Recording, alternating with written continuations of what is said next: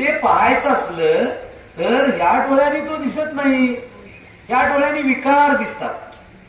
हे आता समोर बसलेले आहेत ना, हे सगळे देह आहेत, हे ह्या डोळ्यांनी दिसते. आणि रूप आहे ना, ते ह्या डोळ्यांनी दिसत नाही, त्याला ज्ञान दृष्टी टाकावी लागते.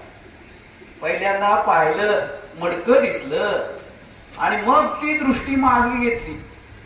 काय केली? काय केली? मागे घेतली आणि मग मडक्यातली माती बघितली. म्हणजे पहिलं बघितला देह आणि नंतर बघितली माती, म्हणजे बघितला देव.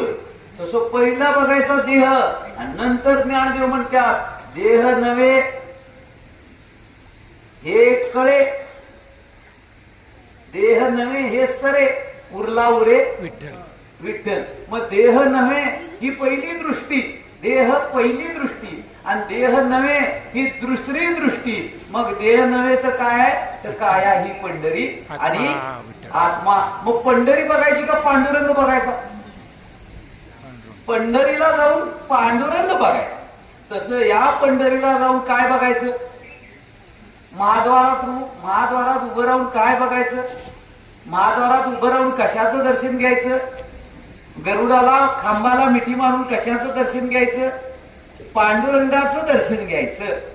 आणि म्हणून संत काय म्हटले? पाप प्रवृत्ती जी आहे आमच्या अंतकरणामध्ये ती पहिली निवृत्त व्हायला पाहिजे. आमच्या अंतकरणात आहे, तुमच्या अंतकरणात आहे, माझ्या अंतकरणात आहे की नाही? दुसऱ्याचं वाईट झालं बरं वाटतंय, दुसऱ्याचा पगार वाढला आनंद वाटतोय का वाईट वाटतंय? काय वाटतं? महाराज म्हणतात आमचं दुसऱ्याला टेस्टर लावू नका, स्वतःला टेस्टर लावून बघा काय होते ते.